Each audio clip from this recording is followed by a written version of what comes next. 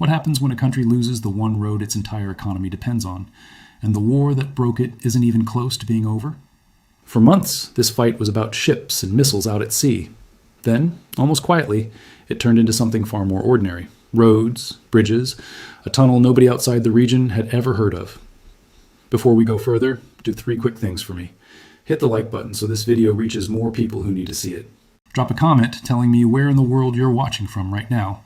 And subscribe, because this channel breaks down conflicts that are actually happening today, not recycled footage dressed up as breaking news. Now let's really get into it. To understand why a bridge could matter this much, you have to go back further than most people realize. Tension between Iran and its rivals didn't start this year. It built up over more than a decade through Iran's nuclear program, its growing arsenal of long-range missiles, and a network of armed groups it backed across the region. Sanctions piled on top of sanctions. Talks about a new nuclear agreement kept stalling. And in the weeks before everything exploded, Iranian naval forces had already been harassing commercial ships passing through the Strait of Hormuz, a pattern that had flared up on and off for years. In mid-February 2026, a tanker flying the Marshall Islands flag was boarded and held for 6 hours before being released. Just over a week later, satellite images reportedly showed Iranian naval units laying explosive devices in the shallow waters near the northern entrance of the strait. Gulf nations quietly began rerouting their own tankers, sensing something was about to break. It broke on February 28, 2026. The United States and Israel launched close to 900 strikes in under 12 hours. The targets were Iran's missile systems, its air defenses, its military infrastructure, and its senior leadership all at once. That first wave killed Iran's supreme leader, along with dozens of other officials. It also killed roughly 170 people when a missile struck a girls' school sitting next to a naval base in a town called Manab, close to the port city of Bandar Abbas. Hold onto that detail, because Bandar Abbas is going to come up again and again in this story. Iran did not sit still. It launched missiles and drones at Israel, at American bases scattered across the region, and at oil infrastructure belonging to countries allied with Washington. For a brief moment, right after the first wave of strikes, there was even talk that this might stay contained, a sharp but short exchange that would burn out within days. That talk did not last. Then Iran did something that shook global markets overnight. It declared the Strait of Hormuz closed to foreign shipping, warning vessels over the radio that none would be allowed through. The strait is a narrow stretch of water that a huge share of the entire world's oil and gas passes through every single day. Ships simply stopped moving. Insurance premiums for tankers spiked overnight. Energy markets everywhere braced for a shock nobody had budgeted for. After 5 brutal weeks of fighting, the United States and Iran agreed to a ceasefire on April 7th and 8th, mediated by Pakistan. For a moment, it felt like the worst might finally be over. It wasn't. The two countries spent the following weeks locked in a tense standoff over who actually controlled access to the strait. A short naval blockade briefly paused under an operation nicknamed Project Freedom, then resumed. In June, a memorandum of understanding was signed. It was supposed to bring the entire conflict to a close within 60 days and reopen shipping for good. On paper, the agreement said Iran would use its best efforts to keep commercial vessels moving safely through the strait. In practice, both governments read that single sentence very differently, and that gap in interpretation is a big part of why the war came roaring back. A single phrase in a diplomatic document, open to 2 honest but opposite readings, ended up mattering more than most of the weapons either side possessed. Here's something most people following the headlines missed. The war didn't restart with another dramatic strike on a capital city. It restarted in July, after Iran attacked commercial ships that had bypassed a shipping route Tehran had unilaterally declared to be the only approved one.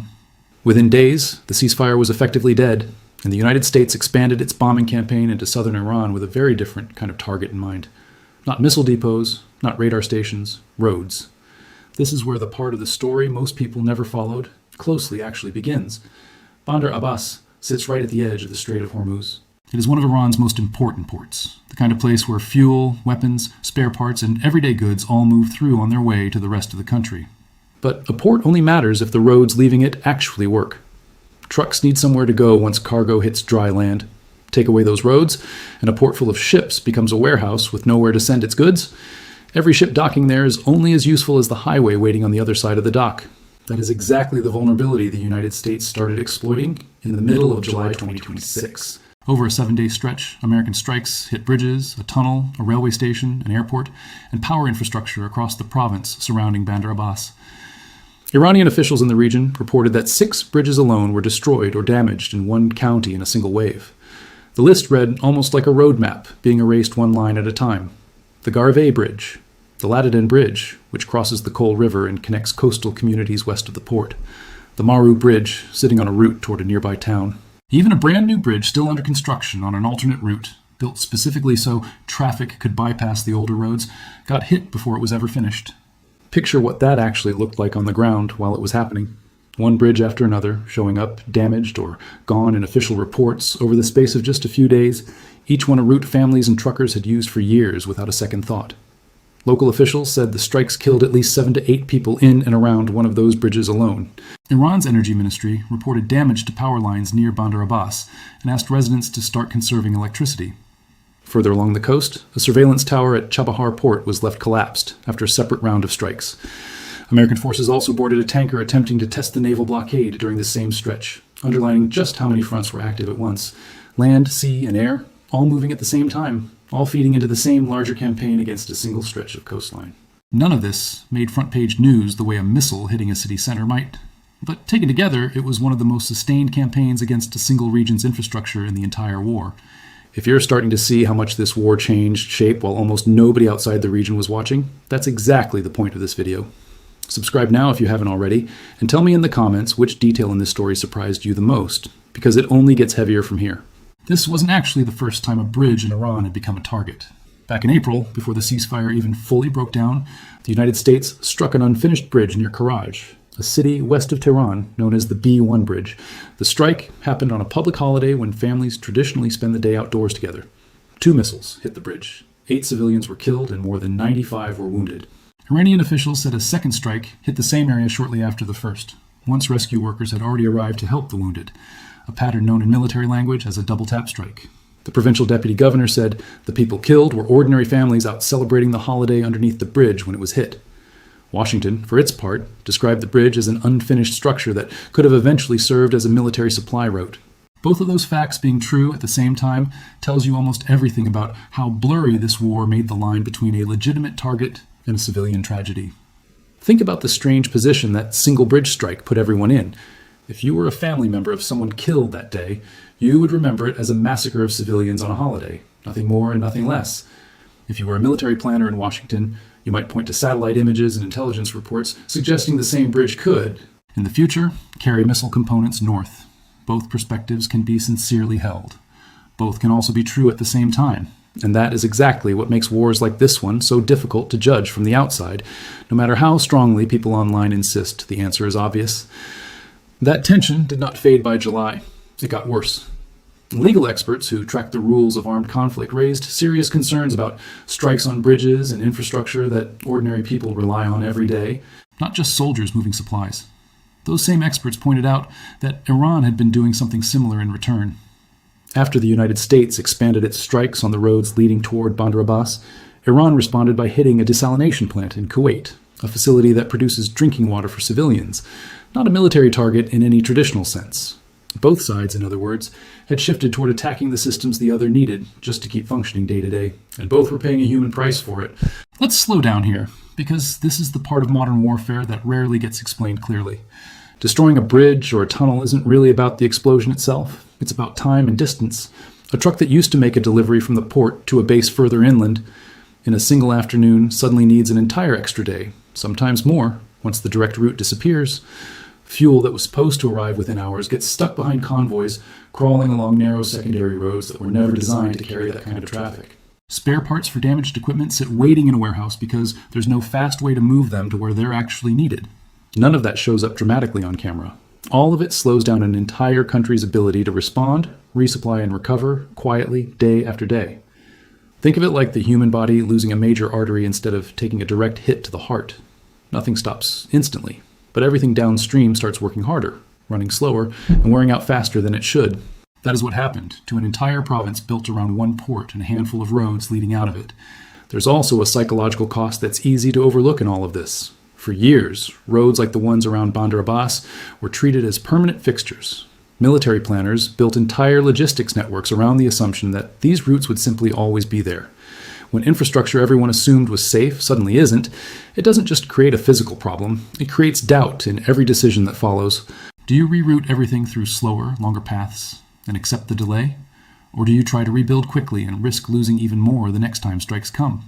That kind of uncertainty spreads through a command structure fast, and it slows down decisions at exactly the moment speed matters most. There is another layer to this that is easy to miss if you only look at strike counts and casualty numbers. Rebuilding a bridge or a tunnel through solid rock is not like repairing a damaged building in a city center. Engineers cannot simply pour new concrete and reopen the road within a few weeks. A tunnel cut through a mountain takes years of planning, surveying, and construction the first time around, and that clock does not speed up just because a war is happening. A collapsed bridge over a river needs new foundations, sunk deep enough to survive floods and traffic loads for decades. Work that competent engineers refuse to rush no matter how urgent the political pressure becomes. That means the damage done in a single night of strikes can easily outlast the war itself. Even if a ceasefire holds this time, the roads around Bandar Abbas may still be broken for years after the guns finally go quiet. Long after this conflict has become a chapter in a history book instead of a headline, zoom out further, and this entire infrastructure campaign fits inside something much bigger. Nearly 3 months into what analysts now call the Strait of Hormuz crisis, the world had already been dealing with a serious fuel shortage caused by the closure of one of the planet's busiest shipping lanes. At least one tugboat had been sunk, more than a dozen merchant ships had been damaged, several abandoned entirely, and 2 of them seized outright. A dozen seafarers were killed or went missing at sea. The United States responded with a full aerial campaign along the strait, a naval blockade meant to enforce compliance, and eventually a coordinated naval escort system to get commercial shipping moving again. A new body, informally referred to as the Persian Gulf Strait Authority, was even formed just to manage the ongoing crisis. None of that happens over a disagreement that gets resolved quickly. This is a slow, grinding economic war layered directly on top of a shooting war. And ordinary people far from either country have felt it every time they filled up a fuel tank. And Iran had not been passive through any of this. In the earliest days of the conflict, Iranian strikes on American and Allied positions in Kuwait killed 7 U.S. soldiers and wounded dozens more. 3 American fighter jets were lost to friendly fire in the chaos of that exchange, along with a helicopter destroyed on the ground. Separate Iranian strikes aimed at radar systems in Saudi Arabia ended up hitting a residential building instead, killing 2 civilians. A drone attack targeted one of Saudi Arabia's most important oil fields, though it was intercepted before causing serious damage. Even a near miss like that was enough to briefly spook energy markets watching the entire region on edge. This was never a one-sided war where only one country was doing the striking. It was 2 governments, both willing to reach past purely military targets, both absorbing real human cost along the way, and both blaming the other for starting it. This kind of thinking is not new. Militaries have understood the value of cutting transportation lines since long before anyone had heard of a smart bomb. In the Second World War, entire bombing campaigns focused on rail lines and bridges feeding the front, because a tank with no fuel and no ammunition is just a heavy paperweight. Decades later, similar logic played out again in other conflicts around the world, where destroying a single crossing point did more to slow an army down than attacking the army itself ever could. What makes the Bandar Abbas campaign notable is how openly both sides have leaned into that same old lesson in a modern, highly visible war being tracked in real time by satellites, shipping trackers, and news agencies around the clock. There is nowhere left to hide this kind of strategy anymore. Everyone with an internet connection can watch a supply route disappear within hours of it happening. The ripple effects of all this reached far beyond Iran's borders almost immediately. Shipping companies that once treated the Strait of Hormuz as a routine, predictable stretch of water suddenly had to rethink entire trade routes. Some vessels waited offshore for days, burning money every hour they sat idle. Others paid sharply higher insurance premiums just to attempt the crossing at all. Energy analysts watched oil and gas prices swing violently every time a new round of strikes hit the news, because so much of the world's fuel supply depends on tankers being able to move freely through that one narrow channel. Countries thousands of miles away, with no direct stake in the conflict, still felt it at the gas pump and in their heating bills. A trucking company on the other side of the world adjusting its fuel budget has no idea it is reacting to a bridge collapse near a port it has never heard of, yet that is exactly how connected this kind of global choke point really is. That is the strange thing about a war fought partly over infrastructure. You do not need to be anywhere near the fighting to feel its effects on your daily life. A war half a world away can still show up on a receipt at a gas station in a country that never fired a single shot. Other countries in the region were forced to make uncomfortable choices as the conflict dragged on. Some quietly rerouted their own tankers away from the strait entirely, accepting longer, more expensive journeys rather than risk getting caught in the crossfire. Others tried to stay neutral publicly while privately supporting one side or another with intelligence, fuel, or basing rights. International bodies issued statement after statement calling for restraint and a return to negotiations. But statements do not rebuild a bridge or bring back a lost tanker crew. On the ground and on the water, the war kept moving forward on its own momentum, largely unbothered by the diplomatic language being used to describe it from a distance. Here's a moment worth sitting with before we go further, because it says a lot about how this war actually looks day to day, away from the maps and the strike counts. Trucks that used to carry goods along the direct highway toward Bandar Abbas now have to take routes that add hours, sometimes an entire extra day, to a trip that used to take a single afternoon. Local businesses that depended on that port for supplies have had to change how they operate almost overnight. Families living near the bridges that were hit have had to deal with damaged homes, disrupted electricity, and, in some cases, the loss of people they knew personally. War, when you zoom in close enough, is rarely just about strategy on a whiteboard somewhere. It is about ordinary life getting rearranged by force over and over until nobody quite remembers what normal used to look like. If this story is hitting differently than the usual war coverage you scroll past online, that is exactly why this channel exists. Share this video with someone who still thinks this war is only about ships and missiles, because the roads and bridges tell a story just as important, and almost nobody covers it properly. And if you haven't yet, go ahead and subscribe, because we follow this conflict as it actually develops, week by week, not as a highlight reel. So where does all of this actually leave things today? As of late August 2026, there is still no real end in sight. Iran's parliament has been moving forward with plans to charge service fees for ships passing through the Strait of Hormuz, an idea that only makes sense if you assume the current standoff is going to last a good while longer. Tehran has publicly warned neighboring countries not to align themselves with what it calls an economic war being waged by Washington. Meanwhile, American officials have floated the idea of striking even deeper into Iranian territory, including a heavily fortified underground complex and a possible operation against one of Iran's most important oil export terminals on an island in the Gulf. Neither of those has happened yet as of this recording, but both remain firmly on the table, discussed openly by officials who know exactly how much attention every word they say now receives. What makes this conflict so different from a short, sharp war that ends in a matter of weeks is exactly this pattern repeating itself. The ceasefire gets signed. Both sides claim a version of victory. Then a single incident, a boarded ship, an unfinished bridge, a disputed shipping lane, drags everything back into active fighting within days. This war has now gone through at least 2 supposed endings, and neither one held for long. That tells you something important about the disagreement sitting underneath all of it. It was never really just about missiles or radar systems. It has always been about who controls one of the most economically important waterways on the entire planet, and neither side has been willing to fully back down on that question, not even once. There's a lesson buried underneath all of this that goes far beyond just this one conflict. Wars used to be measured almost entirely in territory captured and armies defeated. This one is being measured in something quieter: bridges that no longer stand, ships that won't sail a certain route anymore, fuel that takes 3 times as long to reach where it's needed, a tunnel that used to save an entire day of travel and now sits collapsed under tons of rock. None of that makes for dramatic footage the way an explosion over a city center does, but infrastructure warfare like this can grind a country down just as effectively, sometimes more effectively, because it doesn't just hurt soldiers standing at the front. It hurts everyone who depends on that system just to live a normal life, whether they ever wanted to be part of this fight or not. You are almost at the end of this one, and honestly, that alone puts you ahead of most people trying to understand this war from headlines alone.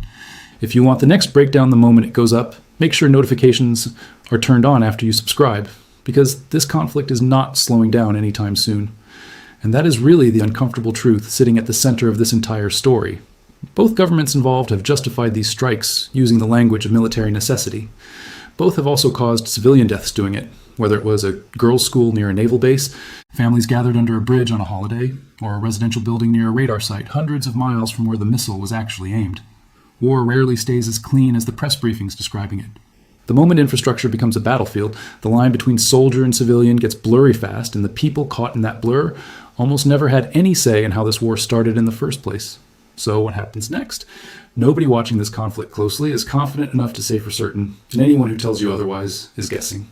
What we do know is that the roads around Bandar Abbas will take years to fully rebuild, if they are ever completely rebuilt at all. We know the Strait of Hormuz remains one of the most contested pieces of water on the planet, watched constantly by warships from multiple nations at once.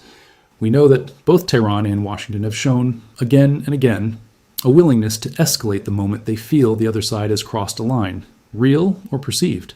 And we know that somewhere in a province most people outside the region had never even heard of 6 months ago, ordinary families are still driving hours out of their way because the direct road home simply does not exist anymore. That is the part of this war that deserves to be remembered long after the headlines move on to the next story. Not the missile counts, not the names of aircraft or the size of an air campaign. The quiet, grinding reality of a country losing the roads it built its entire way of life around, one bridge at a time, while the rest of the world argued about oil prices and shipping lanes in the news. A road that took decades to build and years of trust to rely on can disappear in a single strike, and rebuilding that trust often takes far longer than rebuilding the concrete ever will. Think about everything that has to line up for a country to function normally. Fuel needs to move, food needs to move, ordinary people need to get to work, to hospitals, to their families, without wondering whether the bridge they crossed yesterday will still be standing tomorrow.